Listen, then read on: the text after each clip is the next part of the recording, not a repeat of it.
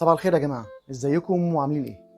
فيفو اي كيو 007 نيو تليفون جاي من شركة فيفو العريقة.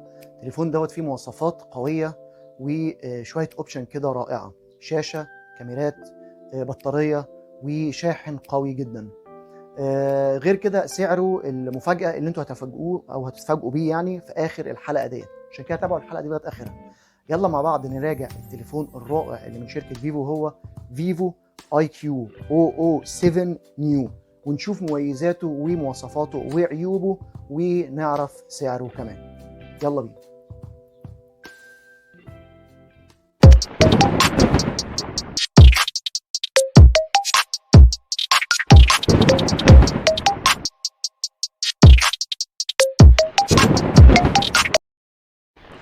أعزائي المشاهدين في كل مكان، ازيكم؟ اخباركم ايه؟ يا رب تبقوا بخير.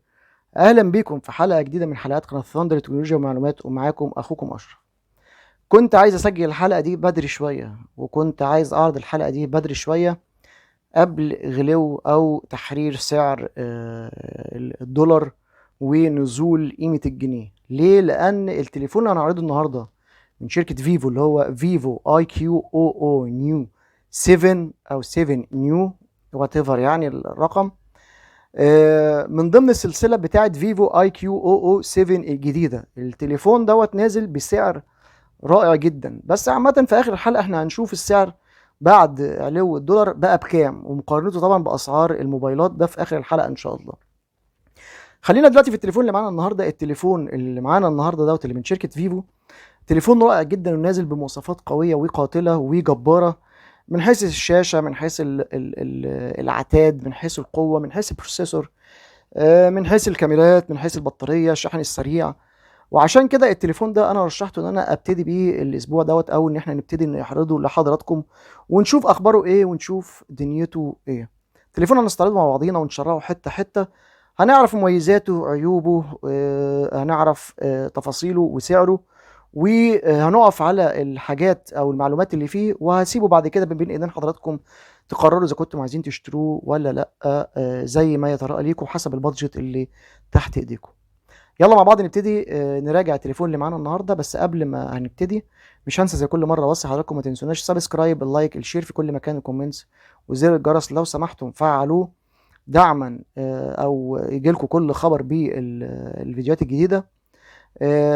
صندوق الوصف اسفل الفيديو هتلاقوا فيه لينك من شركه جوميا، خشوا وخدوا فكره عن المعدات، ولو عجبتكم حاجه اشتروها دعما للقناه. وما تنسوش ان جوميا هتبتدي البلاك فرايداي او البيك سيل بتاعها في شهر نوفمبر، ابتداء من 4 نوفمبر ان شاء الله، وهيوصل بقى ذروته 10 و11 نوفمبر لغايه انتهاء الشهر ان شاء الله باذن الله. خشوا خدوا فكره، ولو عجبتكم حاجه اشتروها دعما للقناه. يلا مع بعض نبتدي نراجع التليفون اللي معانا النهارده، وهو فيفو اي كيو 00 نيو 7. يلا بينا. طيب التليفون دوت اعلن عنه في 20 اكتوبر 2022، وهيبتدي يطرح للبيع عالميا 31 اكتوبر 2022. امتى هيجي مصر او الشرق الاوسط حتى الان مفيش معلومه مؤكده، ولكن الاشاعات بتقول ان هو هيوصل مصر والشرق الاوسط على شهر واحد ان شاء الله باذن الله. نيجي بالنسبه لابعاد التليفون دوت. ابعاد التليفون 164.8 في 76.9 في 8.5. الوزن المقدر للتليفون 197 جرام، ده اللي ظهره العادي او الازاز، و202 جرام اللي هو ظهره هيبقى من نوع الجلد.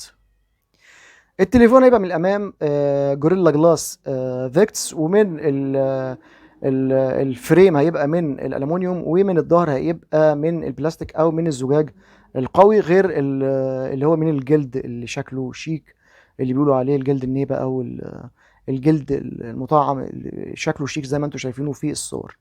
تليفون مهيأ ان هو ياخد شريحتين اتصال.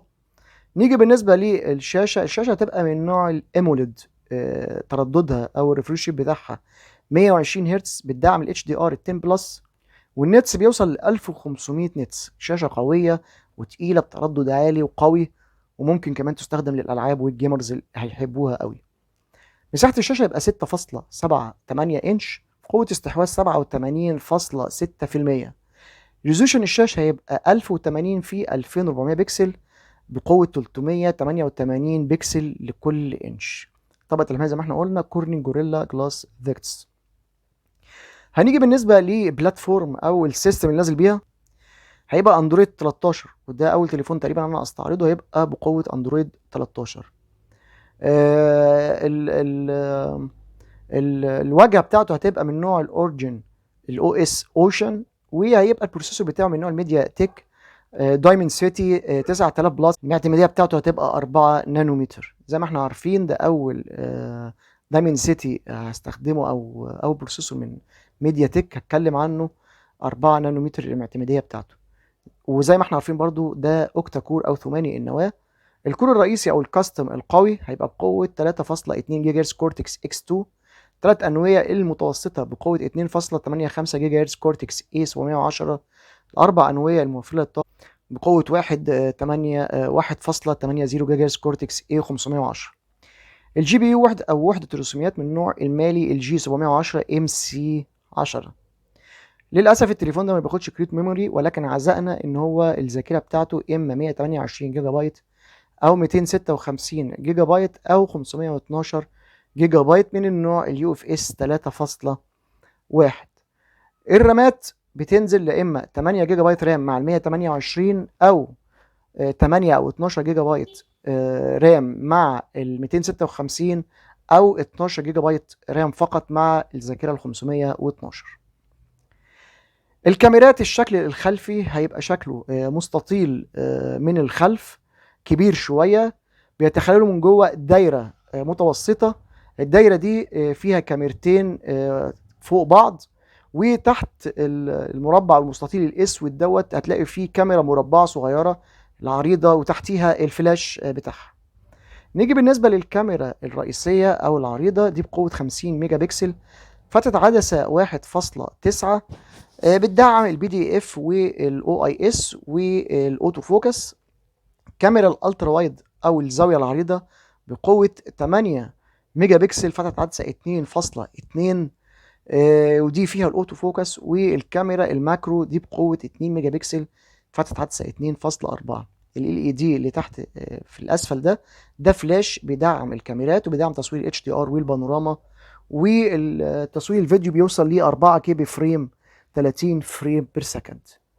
نيجي بالنسبة للكاميرا السيلفي، هي عبارة عن هول بانش صغير جدا جدا، ده في المنتصف في الأعلى،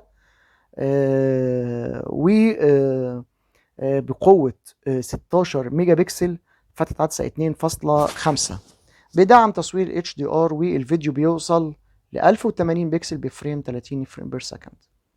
اللاود سبيكر ستيريو من الأسفل ومن الأعلى، للأسف ما بيدعمش وجود فتحة لتركيب الجاك اللي هو 3.5.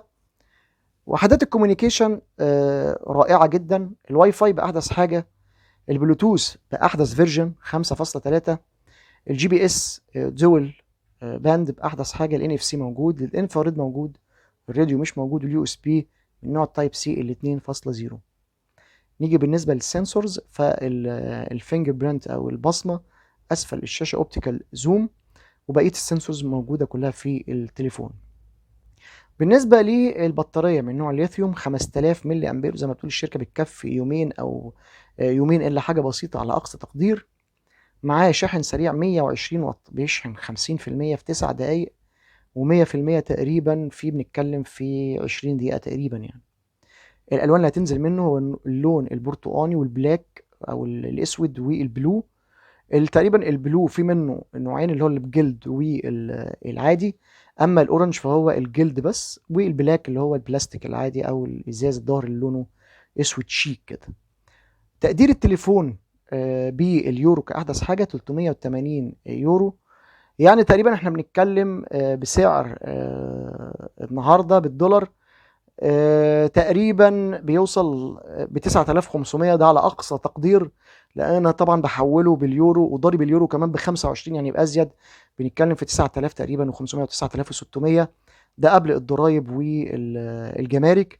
وحتى لو حطيت الضرايب والجمارك والتليفون ده وصل سعره نقول 11000 او 12000، يعتبر سعر رخيص رغم الغلو اللي موجوده فيها او بتشهدها البلاد دلوقتي يعني، بس هيعتبر سعر رخيص قصاد الامكانيات اللي بيقدمها لك التليفون اللي تقدر تشتريها وتقدر ان انت تحصل عليها من التليفون دوت. لغايه هنا تقريبا احنا وصلنا لنهايه البرنامج. يا رب تكون المعلومات افادتكم.